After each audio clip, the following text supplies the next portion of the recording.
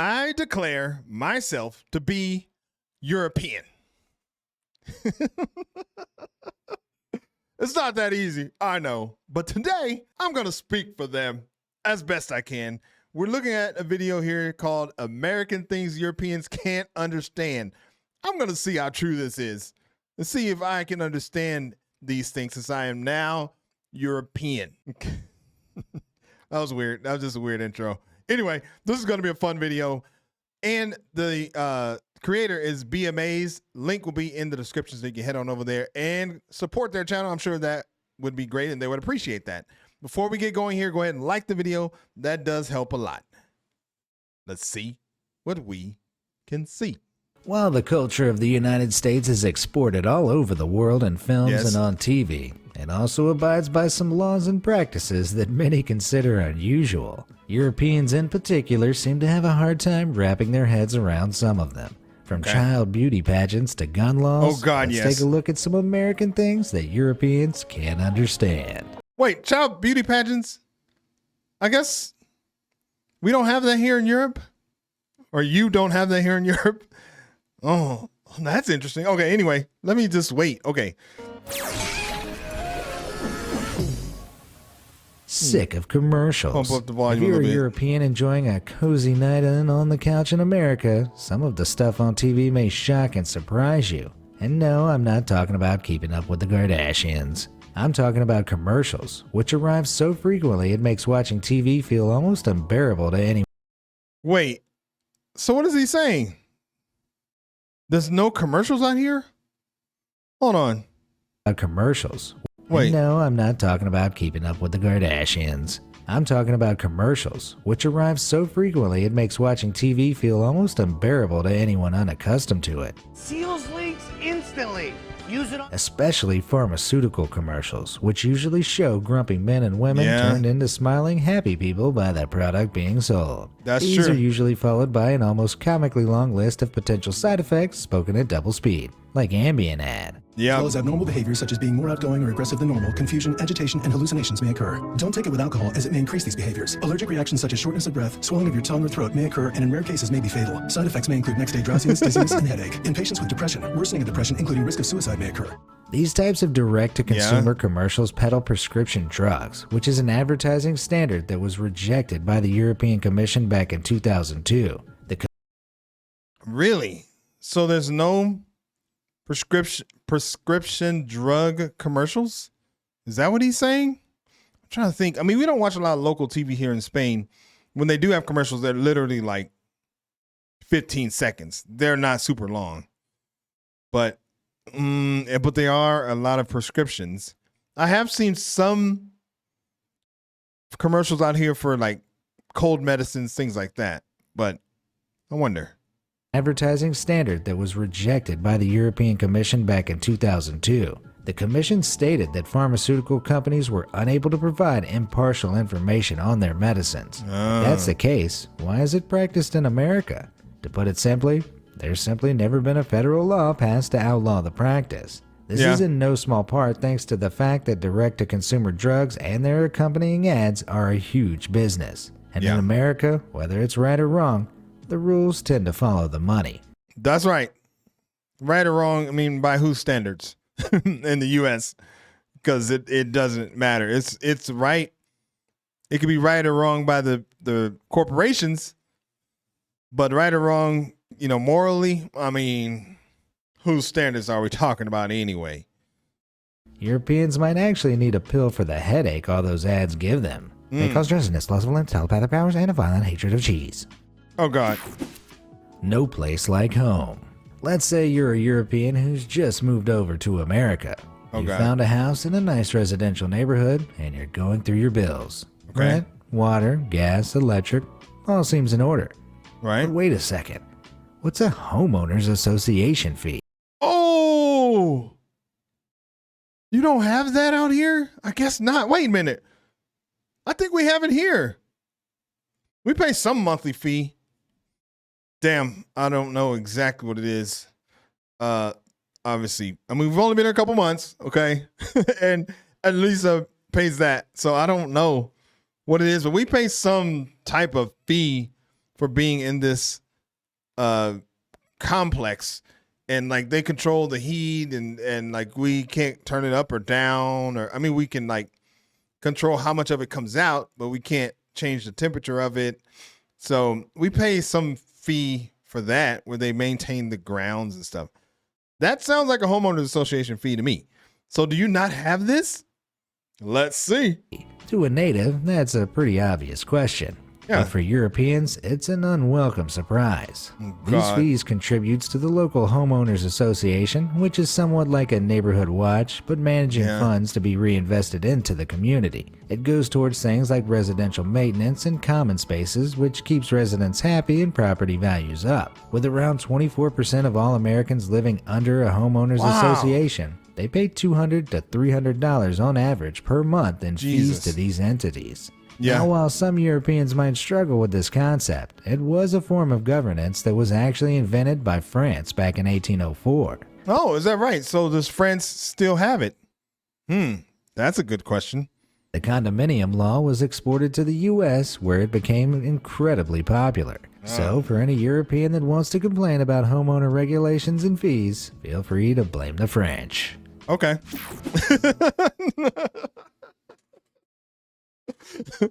Blame the French. Homeowners associations, by the way, I mean, you can get a good one, but they can also be a pain in the ass. It depends on like who's in charge, and I mean, they have some pretty strict guidelines, but it does help the neighborhood look nice and keep the value of your home up. So I don't know. I'm kind of más o menos, as they say, on the homeowners association. Vacant vacation days. The USA has one of the largest economies in the world. Wait, what did it say? I was too busy talking. Vacant vacation days. Okay. Vacant vacation days. The USA has one of the largest economies in the world. A tremendous economy, in the president's words.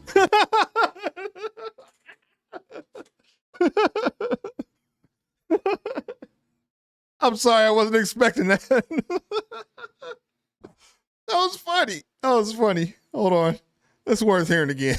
Largest economies in the world. A tremendous economy, in the president's words. Yeah. But Europeans looking to get into the American world of work are often shocked when it comes to vacation time. U.S. workers are not entitled to mandatory paid vacation at all. Usually, the issue of paid leave is left at the discretion of employers. Yeah. And yes, that does include national holidays. According to research from the U.S. Bureau of Labor Statistics, in 2017, only 77% of American workers had access to paid vacation. Now, Damn.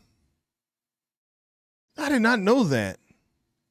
Only 77% of paid workers have access to vacation. Damn. That's probably because I bet a lot of them are part-time. And I don't think part-time workers get vacation. I could be wrong, but I don't think they do. But I think they do in Europe. So I don't know. Maybe the part-time workers are a part of that 23%. Now, the reason that might leave Europeans slack-jawed is because mandatory paid vacation time in Europe starts at 4 weeks. In fact, America is one of the only Western countries where law doesn't enforce companies to give its employees mandatory paid vacation time. Don't believe me? Take a look at this map breaking down mandatory paid vacation time by country. Only the gray countries are known not to give paid time off. Wait, only the what countries? And by country, only the gray countries. Gray. Well, that's the United States. Countries are known Is that what he's saying? not to give paid time. That's the only country? Is that what he's saying? No. I'm sorry. You have a couple other. Okay. I see. I think he threw me off with the red highlight. I thought those that look white, I guess those are the gray ones. Dang. Look at Europe. Isn't that amazing? I wish I knew what the other colors were, like the darker blue, like what they represented, the shades of blue. Time off. It's a working culture that undoubtedly favors employers over employees. Yep. Americans might want to think about learning Chinese instead, as Oh, employers dang. in China must legally offer 5 days of holiday. Although that is after one continuous year of work. Win some, lose some, I guess. 5 days of holiday. Florida man. Uh-oh. If the American states could be looked at as a dysfunctional family, then Florida would be the weird uncle who once I can't believe you said that out loud. That's true.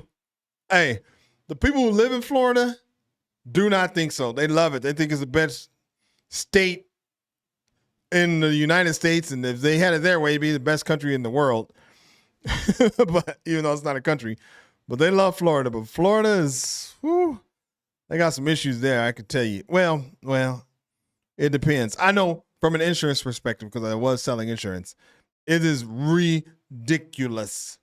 It's like insurance fraud galore for auto insurance. Home insurance is obviously a disaster because of all the natural weather disasters that happen there. So yeah, okay. He caught me off guard with that one. Let me go back. states could be looked at as a dysfunctional family, then Florida would be the weird uncle who once ran away with the circus and wrestled a tiger. Yeah. The Sunshine State is the third most populous state in the USA and receives over 100 million visitors year on year. With so many people living between Miami Beach, Disneyland, and Pensacola, a little crazy is bound to be found on the fringes of society. But what Europeans aren't prepared for are the crazy antics of Floridians that make daily headlines. Yeah. From Florida man believed that he was half man, half dog in March 2019 to Florida man robs bank, strips naked, then runs down the street throwing stolen money everywhere in July 2017. You can search the internet for almost any day of the year and find a headline announcing Florida man has committed an utterly baffling crime. There doesn't seem to be an equivalent for any European countries, although the UK comes close with some of its questionable journalism topics like Britain's fattest woman ate fridge and died. Let me know the funniest local headlines you've ever seen at stories@bmas.com. What? So is he comparing? Hold on. Let me hear what he just said. Questionable journalism topics like Britain's fattest. UK comes close. There doesn't seem to be an equivalent for any European countries, although the UK comes close with some of its questionable journalism. Oh, okay.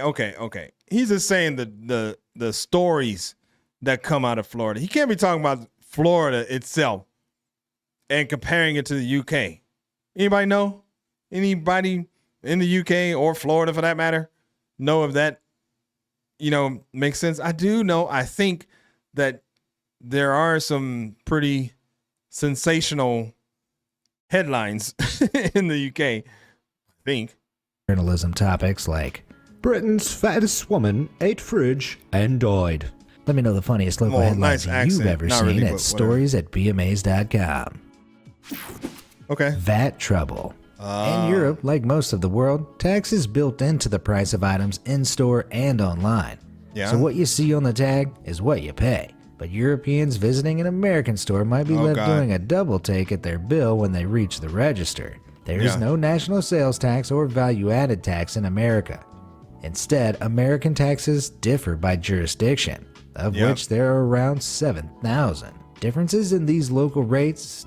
Hey, and this is crazy, but I can honestly say that I never know how much I'm really paying until I get up there and they tell me how much it is. I mean, you could do the calculations if you're in a place where like California. I think for a while the sales tax was 8.75%. I mean, I could do that in my head or carry around a calculator, but that's dumb. So it's like I can go up there. I think I'm paying $54.76. But what's 8.75% of $54 and whatever I said cents? I mean, you see what I'm saying? But here in Spain, I can go through the store and be like, okay, I got a water bottle, Lisa got a water bottle, or two boys got a water bottle. It's 4 water bottles. They're 50 cents each, €2. Boom. Let's go. I don't have to be like, okay, 2 times 8.75. No, I do like that. State taxes or combined state and local taxes means that final prices for the same item can differ from one street to the next. For first-time shoppers in the U.S., this unpleasant surprise is a rite of passage that no one. First-time shoppers. Hold on. I haven't seen these in so long. Hold on. Oh, look at that. Oh, wow. I literally have not seen this sales tax. They don't even have the tip on here because this is Home Depot. Oh, no, there's a dining room on the right, but I don't see a tip. Hold on. Okay. Oh, the lamb, $32. Okay. Lobsters, 18 cents. This must be like 15 years ago. Those prices. Soup. Oh, 2008. That's about, 18 years ago. Okay. Subtotal. And then you got tax. And then on top of that, you got to pay 15%. So that's probably another $12, $13. See that? So you'll be paying about 80, 90, about $100 on a $78.25 ticket. That's how it works. And then on the left, okay, you got some taxes over there. All right, let's keep going. The U.S., this unpleasant surprise is a rite of passage that no one asked for. Yeah. Tipping point. Oh, God. A meal at a restaurant can be a real treat, but Europeans visiting America sometimes stress about the tip. Although tipping anywhere up to 20% seems normal to most Americans, there's no such obligation in Europe. Indeed, it's mostly seen as a bonus reward for good service, and in some European countries, it's even considered rude and excessive to leave a tip. The American federal government, however, states that tips can be used to satisfy the difference between the employee's hourly wage and the standard minimum wage.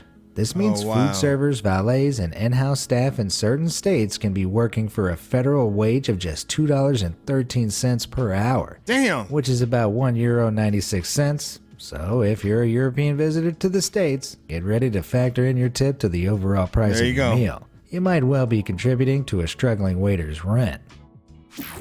Ooh, man, I got some mixed emotions on this because I used to work in the tip industry. I worked in valet and I was a bellman at a hotel. And I lived in Vegas. So I worked on tips. And, oh, man, I remember when we used to get off work, it's Vegas. So, 1, 2 in the morning. And everybody that was working, we'd go eat somewhere. And we would tip more than the bill just because we're in the tip industry. Vegas is crazy like that. And you just know that, you kind of pay it forward a little bit. So we tipped, if the bill was like, say, $50, $60 between 3 or 4 of us, we tip like 70 or 80 or something. I don't know. That's just how it is. But anyway, the reason I have mixed emotions is because after living here, I feel like I'm going to be angry when I go back to the United States and have to leave a tip.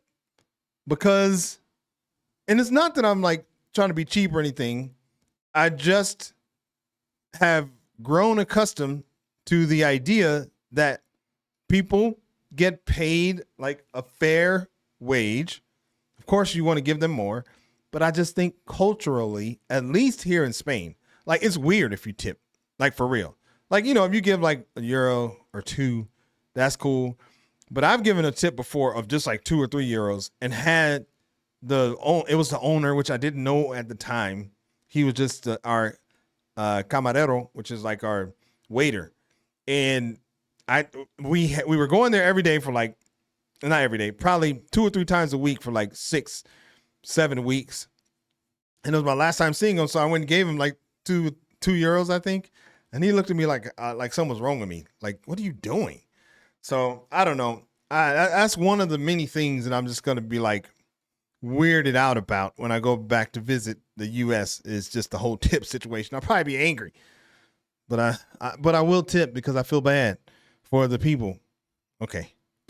Child beauty pageants. Oh, God. If you've ever been unfortunate enough to have watched an episode of Toddlers and Tiaras on TLC, I think you might side with the Europeans on the next matter. Child beauty pageants are common across America and usually consist. Look at this. This is crazy. I know it's common. I didn't have girls. We have 2 boys. So this never entered into our lives like that.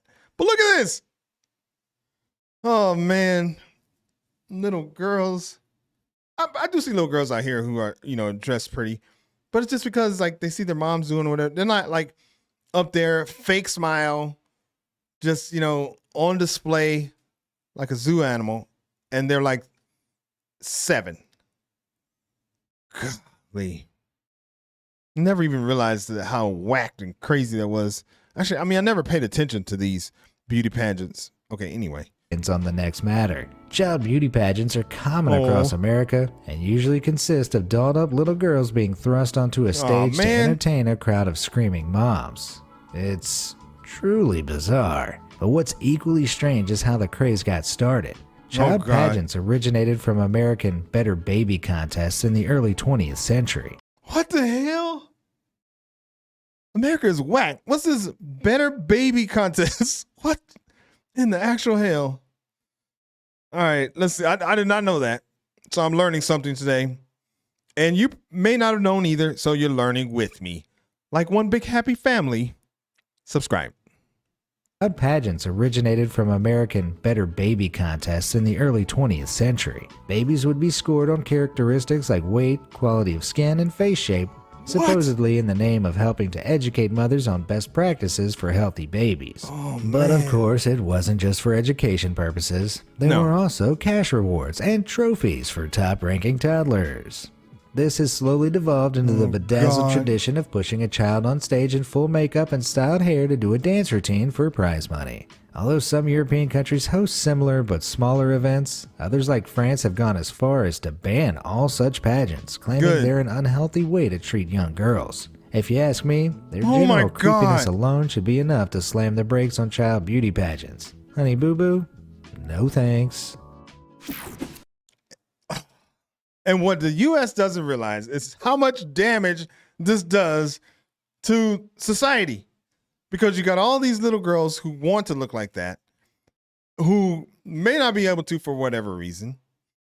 And then they grow up with some type of complex because of body shaming and all of this crazy stuff.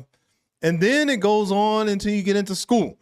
Then you have the homecoming king and queen and the cool kids, the cool group. I remember talking to my Spanish teacher. She's from Spain. And she was like laughing that we had those things because, at least from what I remember, she said they don't have that here. They don't have these like homecoming things and create all of these like social tiers and circles. I'm not saying that they're like, they're organized, but it's just what develops over time because you want to be the cute kid or, the cute girl. They get the cool cheerleader, the football jock, or all of that kind of crazy stuff. America does some funny things. Okay, let's see what this guy's doing here. Oh, God. Oh, he's probably about to talk about weight.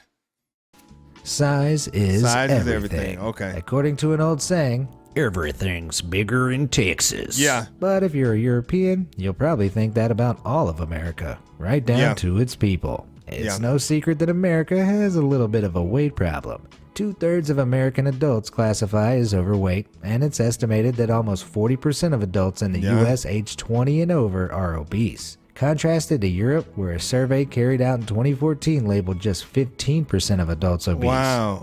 Wait, hold on. 40% and 15%. Okay. A survey carried out in 2014 labeled just 15% of adults obese. That's a king-size difference with a side of fries. The American tendency to overeat might have something to do with portion sizes in the States. A study comparing portions in Paris and Philadelphia revealed food outlet portions were 25% larger in Philly.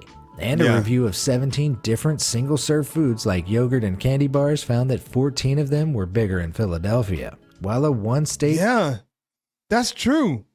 to one-country comparison doesn't necessarily represent the whole, Europeans on social media often comment on how much bigger everything seems stateside. Have you noticed? It really is. I mean, I remember, oh my God, I remember some places we used to go to like for breakfast. The pancake was like, I don't even know. It was big. It was like this. See my little Only Fools sign like that? Anyway, it was like this, but like bigger. Like one pancake would be like this big. Oh, you can't see. Hold on. Look, like this. Like one pancake would be, oh, come on. Oh my God. Okay, there we go. Anyway, it'd be like this much bigger or something. I don't know. It was ridiculous. Even this is one big ass pancake right here, but it'd be bigger than that. So I don't know, man. Woo. Oh boy. That's there right there. Boom. Okay, good. It stayed. All right. Anyway, back to our regularly scheduled programming. Is this difference in portion sizes? Let me know in the comments below. Okay. Bonus points for food puns. Oh God. Oh, sugar. Oh, Living in sugar. America can really give you a taste for the sweet life, but your teeth won't thank you for it. Why? Oh. Well, some American foods and drinks have been found to contain huge amounts of sugar compared to their European equivalents. Damn. Some common bread brands contain up to 6 grams of sugar What the per hell? serving, 6 times the amount found Oh in my European God. counterparts. But it doesn't end there. No. Taking a look at Pizza Hut's sugar content reveals most of their stateside pizzas have close to double the amount of sugar per slice as European versions. And in Starbucks, a UK venti my white God. chocolate mocha will contain 62.4 grams of sugar. But in America, that shoots up to 72 grams. I've heard of sweetening the deal, but any Europeans making the trip across the Atlantic might leave suffering from the toothache. Wow. Yeah. Okay. That's no surprise. Let's keep going. Gaps in the market. Gaps in the market. Okay. European standards of building a public restroom involve plenty of privacy, mainly in the form of cubicles with doors that are more door than gap. Right. Okay. Seems obvious, but it's a standard that Americans just can't seem to adopt. Yeah. With ridiculously large gaps at the top, bottom, and sides, it makes for a truly uncomfortable first visit to an American toilet for unwitting visitors. On their first time, Europeans are left feeling especially susceptible to unwelcome visitors and peeping toms. Oh, God. Some people even resort to taping up the gap to prevent prying eyes looking in. What? But as strange as the design seems, there are some theories as to why Americans build their stalls this way. Let me see. Let me take a guess. I don't know. Safety? I bet they might say, like, so you can be able to see if there's if you're in a women's bathroom, if there's a man in there.